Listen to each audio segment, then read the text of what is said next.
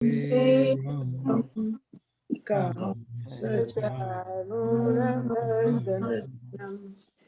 देवकी देवकीपरमानन्दं परमानन्दं रुद्रं वन्दे जगद्गुरुम्. Yeah, Anil bhai, Anil Shyala. હા હેલો કેમ છો? કેમ છો? આપણે આ વખતે કશું પ્લાન નથી કર્યો, પણ એટલે I guess કે we can just kind of chit chat about anything that everybody wants.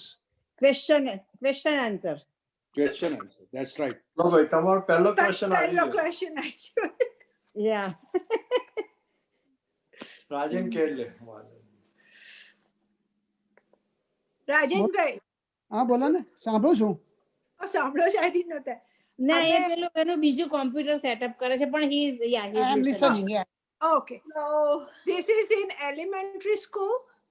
અમારે સવારની પ્રાર્થના થાય ને એમાં આ તો બુદ્ધમ શરણમ ગચ્છામિ, બુદ્ધમ સંગમ શરણામિ ને ધમ્મમ શરણામિ. Now what does that mean? આ પહેલું તો ખબર પડી કે બુદ્ધમ શરણમ ગચ્છામિ, પણ પેલા બીજા બે સંગમ એટલે you go in a સમૂહ એવું. સમૂહ, right? Yeah, basically. Okay. અને છેલ્લું ધર્મ is dharma. Dharma is Pali word of dharma. એટલે શું, what are they saying કે you basically just as a group surrender yourself to Buddha, surrender yourself to dharma, surrender yourself to sangha, means like a group. Basically kind of just come together as a group to surrender yourself to Buddha. Right. Okay. Yeah. તો અહીંયા અમેરિકનનો એ નથી ખબર કે because I asked one of my colleagues, મેં ના કીધું એ પેલી જાત્રા કરવા ગઈ હતી ઇન્ડિયામાં ગયા અને બધે ગઈ હતી. She doesn't know anything about that. This is long time discussion. I did talk to her, but she said no, we don't have anything like that. She's I think Like Chinese. what? આપણે એમ કહ્યું ને કે મેં do you say this prayer? She was an Oriental. Oriental girl. Oh, acha. નહીં તો આ તો કેવું કે this depends upon what area. Buddhism spread over 1,000 years in so many different parts. Like the prayer may be different at different parts. Different parts, I see. આપણે શ્રી કૃષ્ણ શર્મા કરીએ તો પણ if you ask a Tamilian guy, he would have no clue. I see. Okay. Right. So I mean, we are talking about same thing in India. I thought okay, this is like one is in Vietnam, one is in Japan, one is in Sri Lanka. So it's like all over the Southeast Asia. And then you get their original language may have a similar prayer. Which have been translated. I thought this is coming from Pali. Right. It may or may not be there everywhere. Everywhere. I see. Okay. Okay. The idea is there. Idea is basically it's a group thing, and you surrender yourself or at least make an effort to come to Buddha. And dharma, whatever Buddha said is dharma, is what you want to go for. But it may not be repeated in the same way.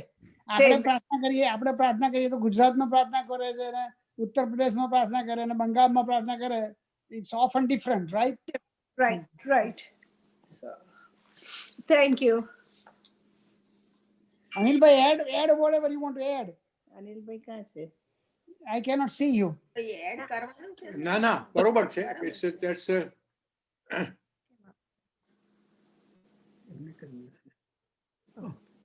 Another question. So કોઈ ના પૂછતું તો let me just get started. તમે શંકરાચાર્યનું અદ્વૈતનું ઘણું બધું કહ્યું, પણ that was on like 5th or 6th or 7th century માં, correct? Right. અને પછી જે આ વૈષ્ણવ ધર્મ જે ફાલ્યો એ લગભગ almost 10th 11th century, correct? Yeah, somewhere in that time frame, yeah. Right. So A 300 period માં શંકરાચાર્યનું એટલું બધું કઈ આગળ વધ્યું નહીં, અને અત્યારે બી શંકરાચાર્યનું જે એની ફિલોસોફી હતી એમાં માનનારા are there any people or are there any? Right. Actually, I mean, Shankaracharya is intellectual giant, but the group that follows him is a small one. The way he is teaching, most people will be turned off by it, or they will not have any clue as to what he is talking about. I mean, that's the way it is. એટલે શંકરાચાર્ય આપણે તમે ચિન્મય મિશનમાં તમે જાઓ so they are all talking Shankaracharya's version. If you go to Dayanand Saraswati's મધુબઈમાં અમે જઈએ છીએ તો દયાનંદ સરસ્વતીમાં છે તો all Shankaracharya version. એટલે રમણ મહર્ષિ all basically similar to Shankaracharya. એટલે Vivekanand, a lot of things related to Shankaracharya's version. RMK was kind of mixture of many different things. But Vivekanand often talked, at least in West America and England, he emphasized Advaita Vedanta. For the simple reason, his idea was this. If he talks in terms of devotional aspect, Vaishnavism, then Christians will say, what is the difference? Right? So he did not emphasize that part. Or at least he sort of minimized it. Because he wanted to show that Shankaracharya's version is more intellectual. So he wanted to attract people who are not necessarily devotional. Bhagwan na kare, but those who are still interested. So he basically emphasized that part. But when he went to India, often he talked about both. Yeah.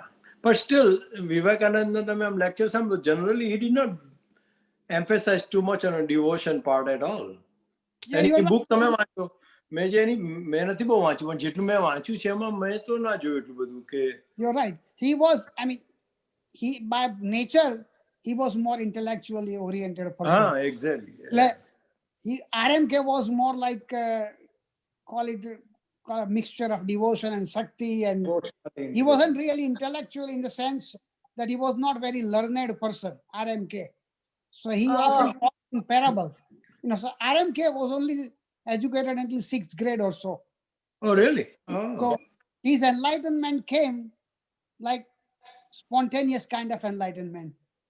He wasn't really very well, he never wrote a book. He never wrote anything. Actually, that whatever he has said has been recorded by Mahendranath Gupta.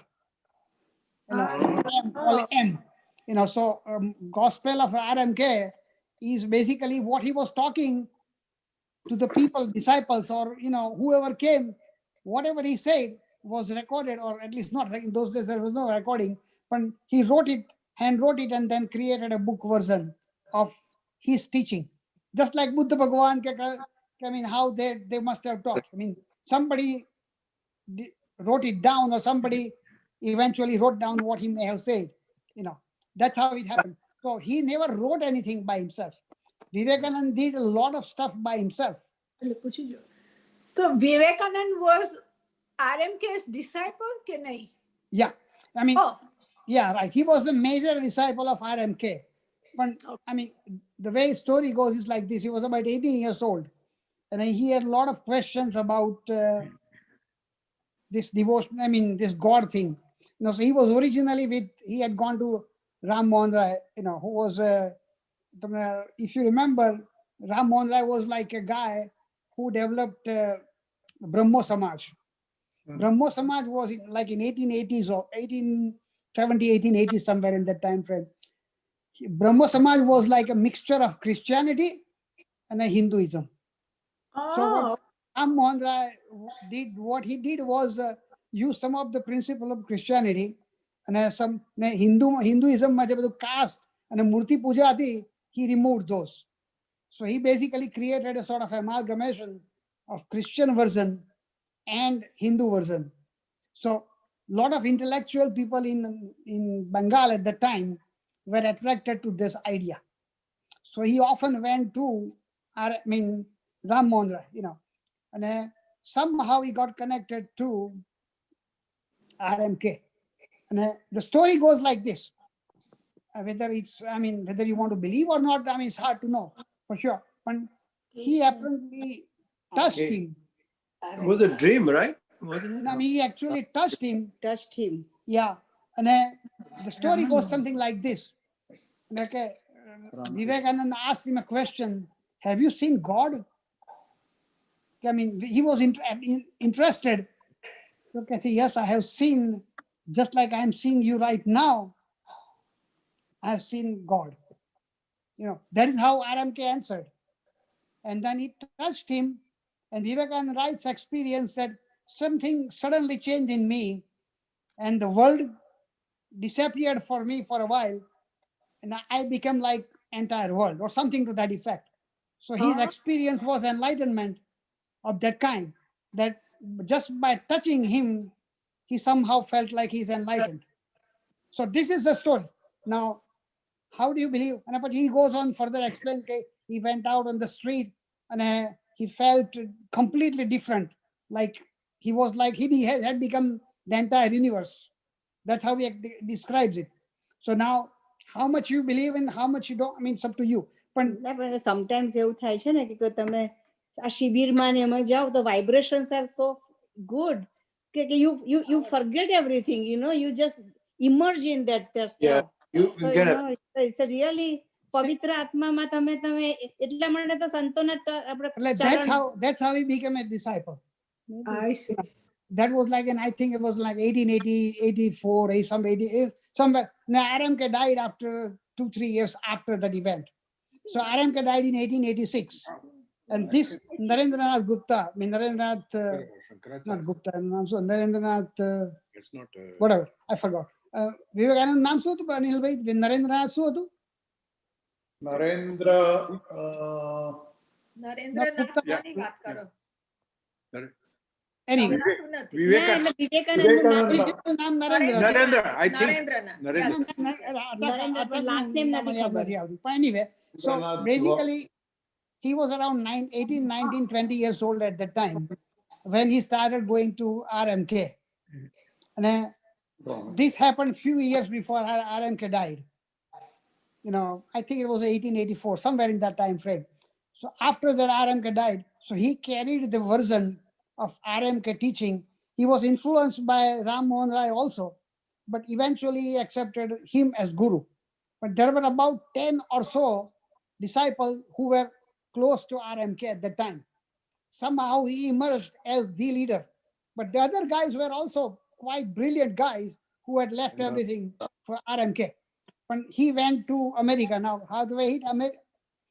Just to complete the story, just so that you know, he 1899 સુધી આપણે જે lecture કહે છે ને કે શિકાગોમાં parliament world religion parliament, that is somewhat of a deception, you know. Okay?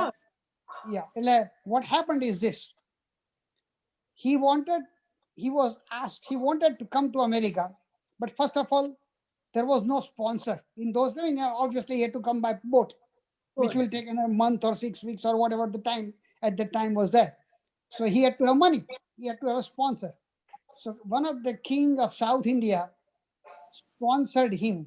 But the problem was this: the sponsor said, the letter of sponsor said, he is a Brahmin of high intellectual class, which was a deception to begin with, which he never corrected himself. He was not a Brahmin. He was not a Brahmin. He was a Kshatriya, Kayastha.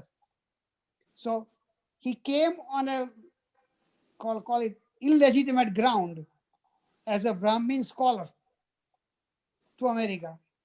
And many things that are said about his lecture have not been proven to be true. How things get repeated over and over thousands of times, and people believe everything that is true. You know, Yeah. and that's what happened in his case too. There is at least Library of Congress documentation that exists for 1893 World Parliament religion does not say anything about brothers and sisters of America. It does not.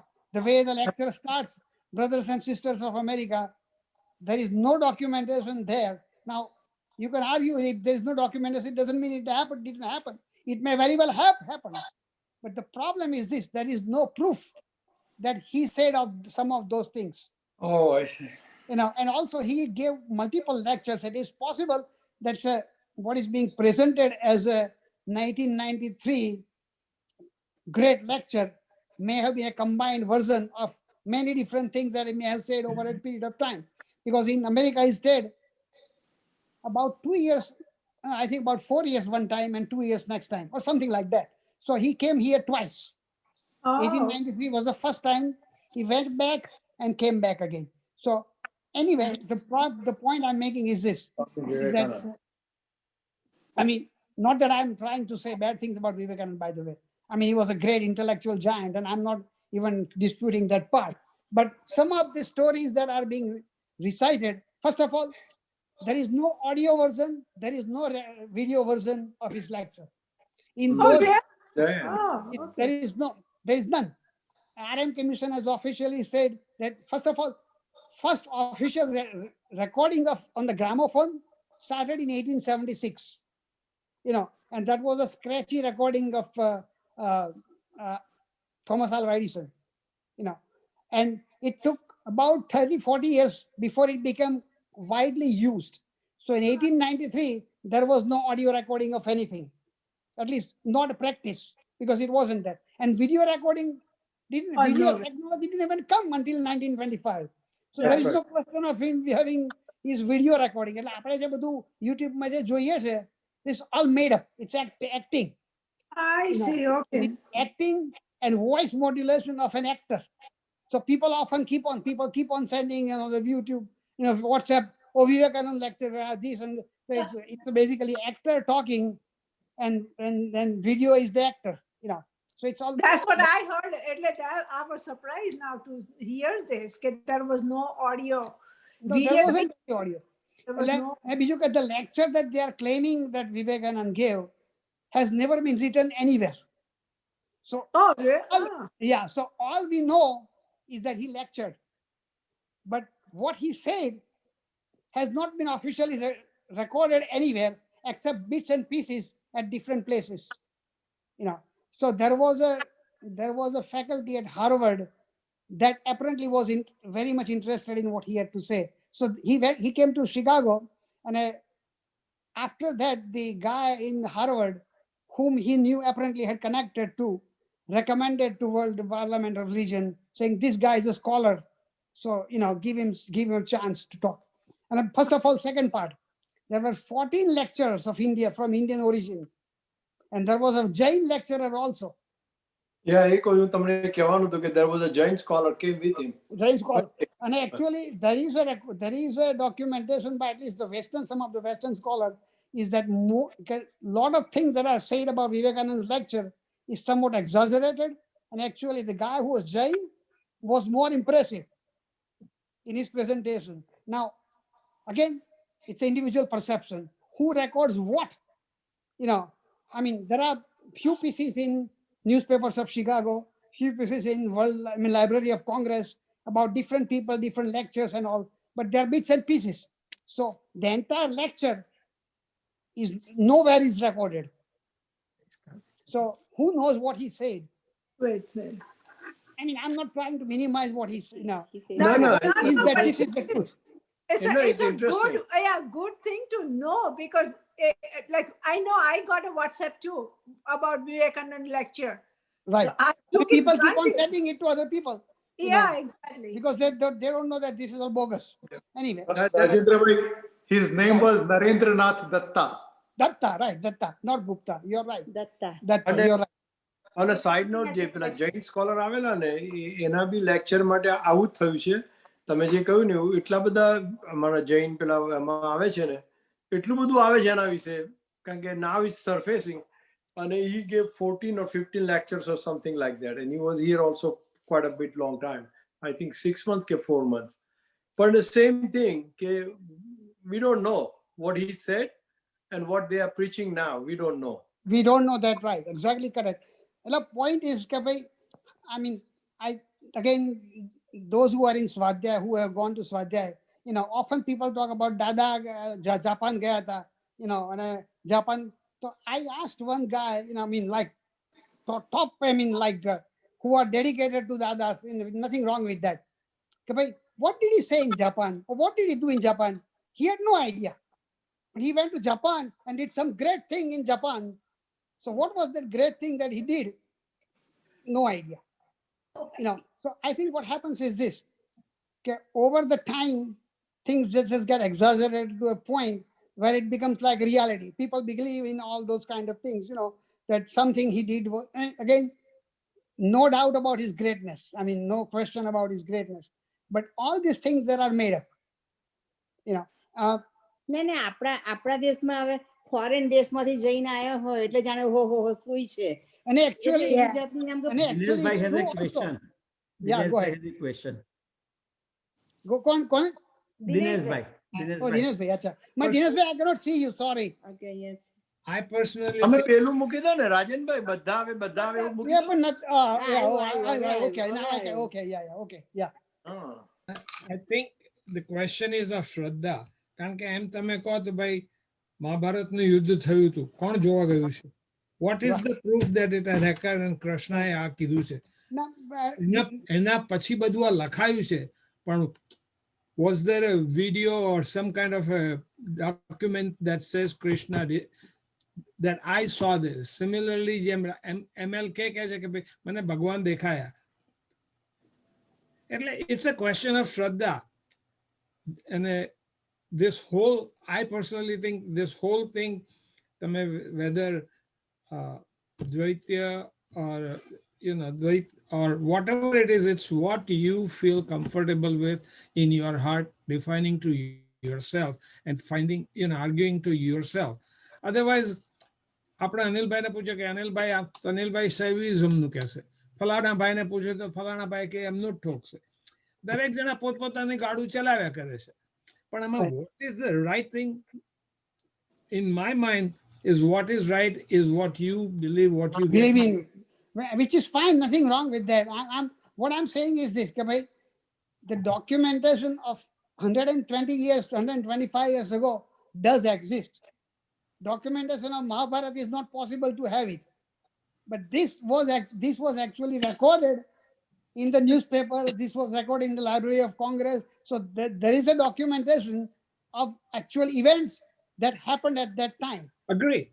I agree. And then people take advantage of it. And that is, it's, I mean, તમે શરૂઆતમાં આપણે સ્મિતાબેને કીધું કે આપણે મહાપુરુષોની એમાં તમે કેમ્પમાં અને શિબિરમાં ને બધા જાઓ તો you get all excited. I mean, same thing, not to be political, but the idiots go to Trump rally and they get all excited. That's right. So what is true, we don't know.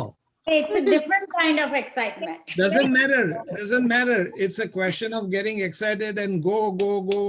તમે શિબિરમાંથી આવીને 15 ચોપડીઓ ખરીદી લેશો, પછી વાંચશો ક્યારે? 15 માંથી એક બી તમે વાંચી હશે? Hardly. Also, this whole I mean, that thing is about true. the Yeah, go ahead. alternative reality that we keep hearing now with the Trump, and he is associates the alter. So the alternative reality eventually becomes a reality over a period of time when it's recited, said over and over again, I guess. You're right.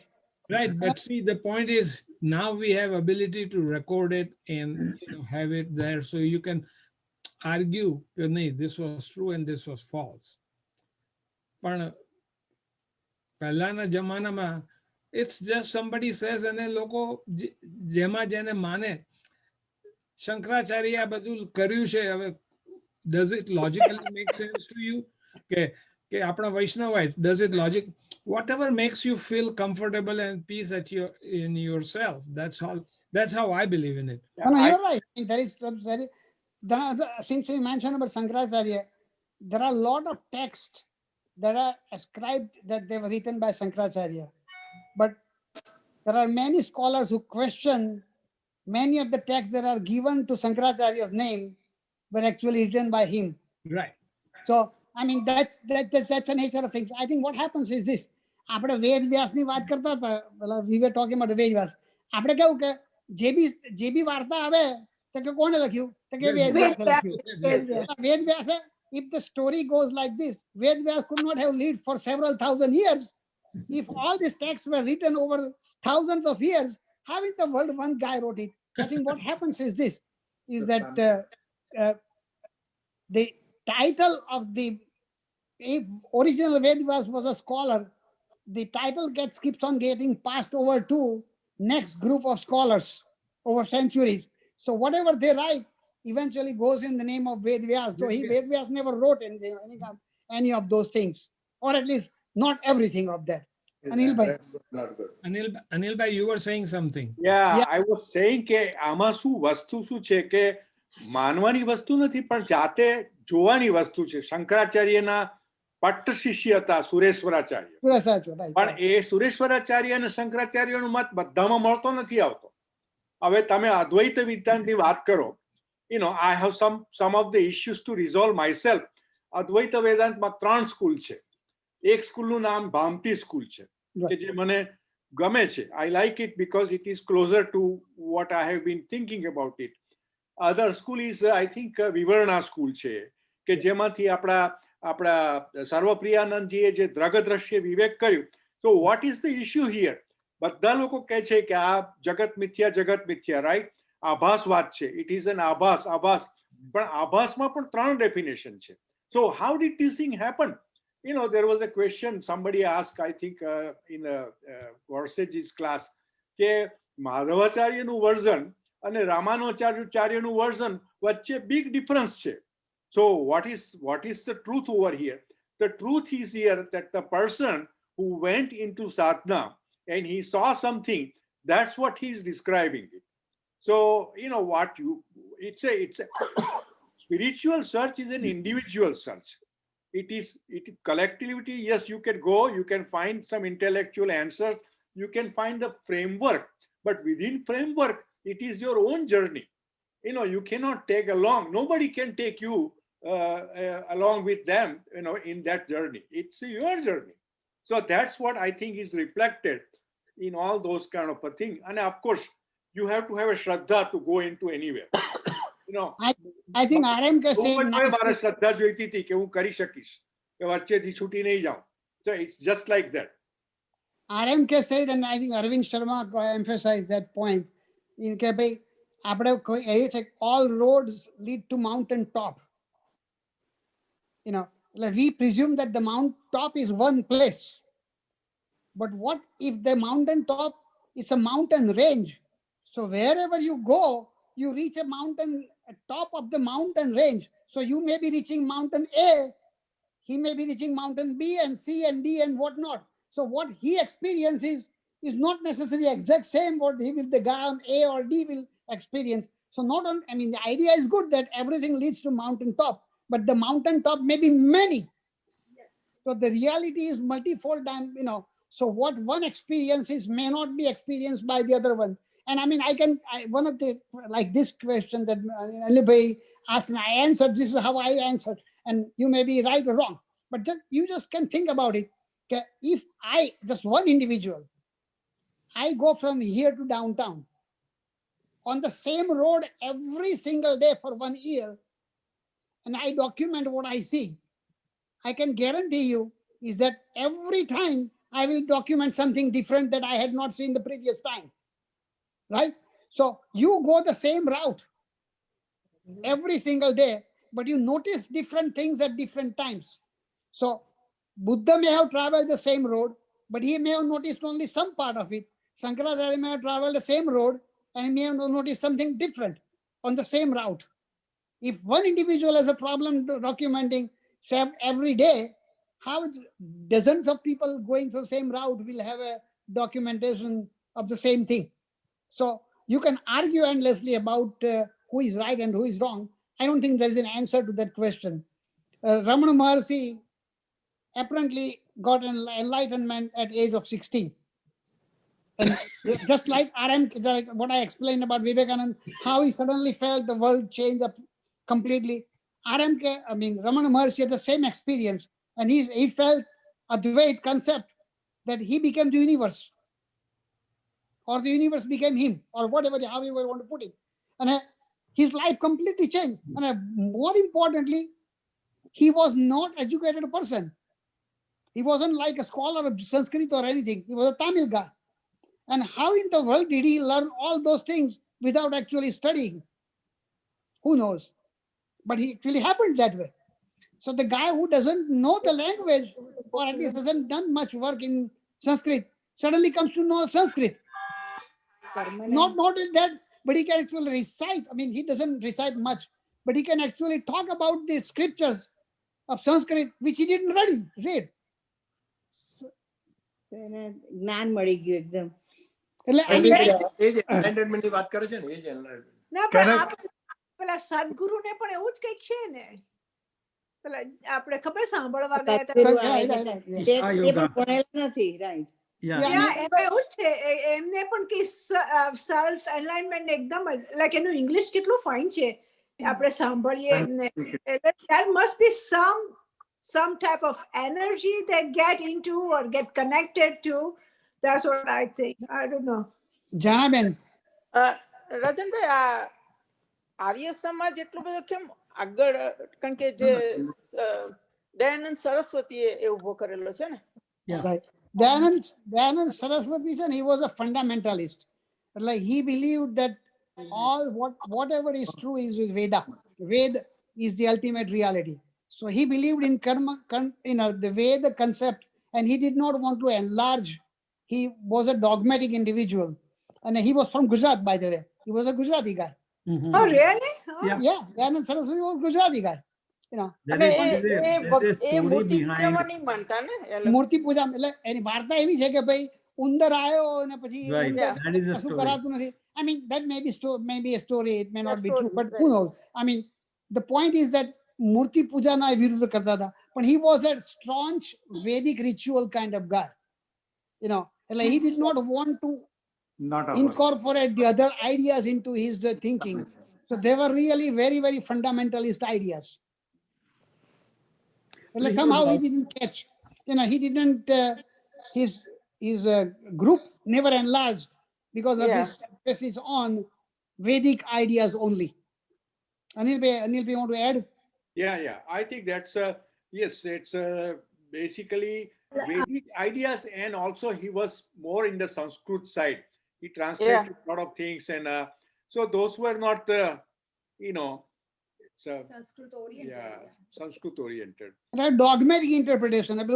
આપણા original પેલા બ્રાહ્મણો કેવા હતા કે those guys who will just do nothing else except chanting the Vedas, and which is fine, nothing wrong with that, but not enlarging the scope for a common individual. That was the problem. My observation is this: magic. Most of the people, they are looking for magic in all these ways. This આ સમાજ ને આ ગુરુ ને બધામાં, અને કંઈક ફાયદો થઈ જાય તો તમારો શ્રદ્ધા વધી જાય ને. Something like that happens majority of the time I have noticed. Well, that's true. બધામાં ને આપણે main વસ્તુ કે yeah. I think at least in last 200 years, most of the dramatic change of Hinduism came in Bengal. Starting from Ram Mohan Rai to Keshav Chandra Sen to RMK to Vivekanand to Aurobindo, and all of them came from Bengal. And Chaitanya Mahaprabhu. Chaitanya Mahaprabhu was like 300, 400 years ago. I'm talking about during the time of freedom struggle. Yes. I mean, 1880s, and કોંગ્રેસની સ્થાપના 1883 માં થઈ, કોંગ્રેસ પાર્ટીની સ્થાપના. So Ram Mohan Rai's era started around 1850, 1860. And from that point on, every major change that you saw came from Bengal, including Congress establishment as well. So you can say that they were intellectual capital of India for at least 150 years. And આપણે પેલું I'm trying to remember the name of the English lady that became Benny Annie Besant. Besant. Annie Besant, right? Annie Besant. Also, she basically studied in Bengal. So everything that we got, at least during the freedom struggle and intellectual and Renaissance of India, in terms of Hinduism, came from Bengal. You can talk about South India in like 11th century and 15th century, and Bengal in 15th century, but those things were like many hundred years back. But this is relatively recent. Everything that we know of Renaissance of Hinduism, we owe it to Bengal. There is another interesting moment that we should look at. It is the Swaminarayan. That came around 1800 something. And that's on it's not on an intellectual ground. It's a reformist movement. I think even Babsnu tame vacho eno pelo e. So I think they will say that we are a social reformist type of, that was one of the objective type of thing. that I used to read. But that also is a equally a strong moment that happened in Gujarat. You're right. It's a devotional. Yeah, but I orientation. think the problem with Swaminarayan is that first of all, it's very confined in Gujarat, or at least significantly in Gujarat. And the second, it caters to less intellectual population. That's the way I see it.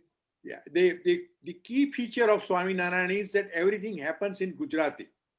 See, that's a language. That's why it didn't proliferate, because those અત્યાર સુધી તો લોકો ઇંગ્લિશમાં બોલતા બી નહોતા એમના સ્વામી.